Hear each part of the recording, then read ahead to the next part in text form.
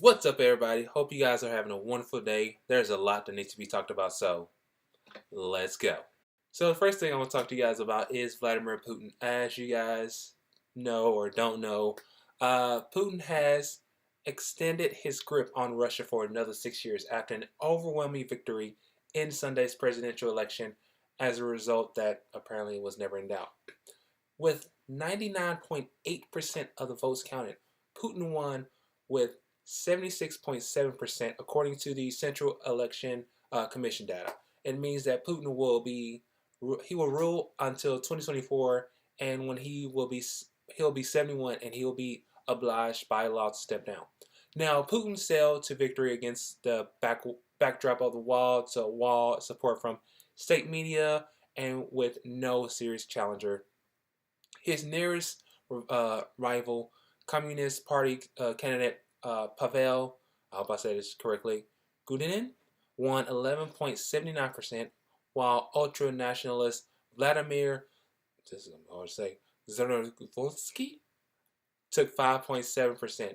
And then former reality TV presenter Ksenia Sobuk, I don't know how to say his names, they're kind of hard for me, was on 1.7%, while veteran liberal politician Grigory Yalinsky received just over 1% of the vote.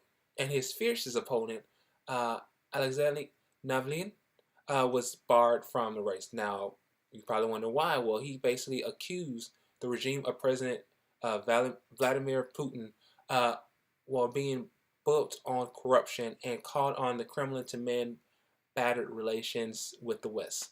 Now, Putin, as most of you guys know, is a former KGB spy, and he has dominated Russian politics for 18 years, and the 65-year-old has already been the country's longest-serving leader since Soviet dictator Joseph Stalin. Now, he's declared victory in front of thousands and thousands of people gathered in the below freezing temperature of Moscow Square near the Kremlin, where he has called for unity in the country. He says, "We are a team. We are a single team. I am a member of this team, and all those who cast their ballots today are members of our large national team." He said, "I see this as a sign of trust and hope, the hope of our people that we will work as hard with the same responsibility and effectiveness as before. Thank you for being such a powerful, million-strong team. We will definitely succeed."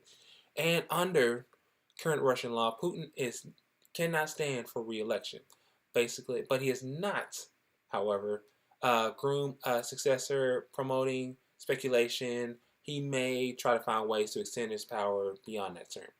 And there are some critics out there who have slammed the election as unfair, citing the Kremlin's tight control over the media, quarreling over the opinion, and restrictions on some of the electronic monitors to ensure a free vote. And along with that, by early evening Sunday, the non-government election monitoring group, Globus, I believe it's the same, has counted 2,000 incidents of voting irregularities. So basically, it's including people carrying out votes, stuffing the ballots, that kind of thing, along the way. But yeah, so Vladimir Putin is the president again for Russia for another 6 years, and hopefully the U.S. doesn't have to deal with this kind of thing, but it's probably going to happen with a certain person I don't like. But yeah, kudos to Putin and to Russia as well. Second thing I want to talk to you about is something that's going on in the great state of Texas where I live.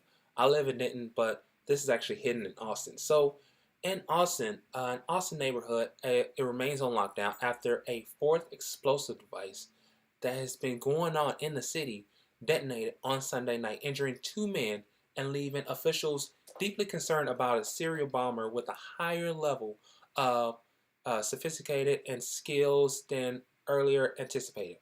Austin Police Chief Brian Manley said that we are dealing with what we are expected to be a serial bomber at the time. And he said that at a news conference on Monday today. So basically today, Monday. He said that, basically the Sunday's bomb injured two men, aged 22 and 23, who were walking through a residential area in the Travis County neighborhood. Unlike the three other packages, they were placed outside the doors of the residents' homes. The fourth device was left by a fence near the side of the road. Now, the two men are in stable condition in a hospital but have received significant injuries as a result of the explosion, as authorities have said. And based on the information given to them, officials have said that there has been similarities between the devices in all four of the explosives, which is basically a major difference by what being that tripwire was used in Sunday's bombing. And mainly, he basically emphasized that the police were on dealing with someone who's used tripwire, showing a higher level of sophistication, as I said earlier.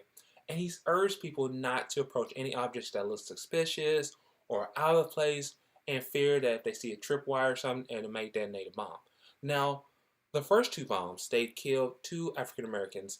One was 39-year-old Anthony House, and the other one was 17-year-old American double.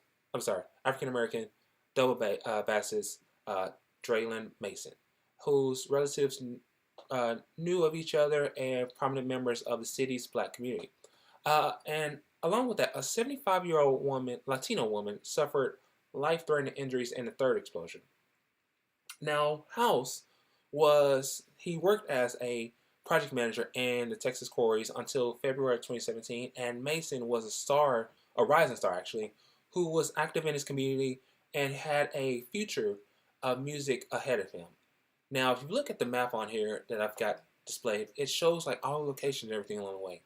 And Sunday's explosive occurred hours after Manley he actually went on TV, and he actually went on to make saying that we assure you are watching and you are also listening to this. And authorities have doubled their reward for information about the arrest, the leading to an arrest in this case, from $50,000 to $100,000.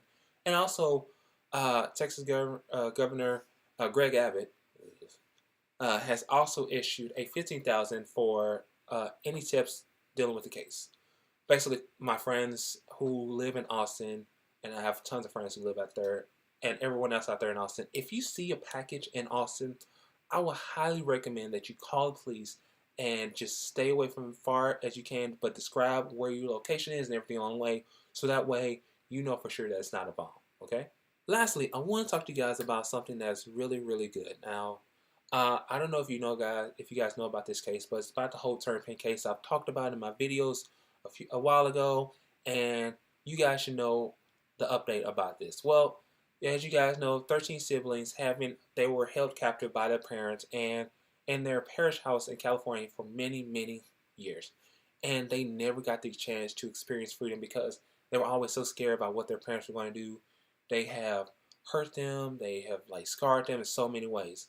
And the parents, David and Louise Turpin, they remain behind bars on dozens of charges, including torture and child endangerment and so much more. So they're basically in jail for life, and that's a good thing. And the 7 older siblings are actually experiencing freedom in a new home together. The older siblings, they were released last Thursday from the Corona Regional Medical Center in California, and they basically are having a lot of fun. And the younger 6 siblings have been split into 2 additional homes. Now, the younger siblings, they still dealing with a lot going on, but the older siblings, they're going through so much with freedom. They're actually having a lot of fun. They're learning about cooking. They're learning about music, that kind of thing, and everything else along the way. And they are also Skyping their younger brothers and sisters, to say, hey, hope you're doing all right wherever you are right now. We will hope to see you guys soon, everything on the way. And they're also using music therapy to help them, cope with certain things and to talk about certain things as well as to what happened in the house and everything else on the way. But hearing about this is actually really wonderful because, they've dealt with so much people. And if I ever get the chance to meet them, or, if just something happens, basically if I ever get a chance to meet them, I will give them a big hug, I say, and give them prayer as to everything that they've gone through and everything else along the way. But with that being said, what are you guys' thoughts about the whole Vladimir Putin being reelected, the Austin Bomber, the Turpin kids, and everything else along the way. Also, what do you guys think about this location that I'm at right now? Do you like this, this scenery that I have, or do you like the old scenery that I have? But like, share, comment, subscribe. Let the people know I'm out there for you guys. I'm always out there for you guys because I'm out there getting news so you guys can know about this. But with that being said, I hope you guys have a wonderful day, and I love you guys. Peace out.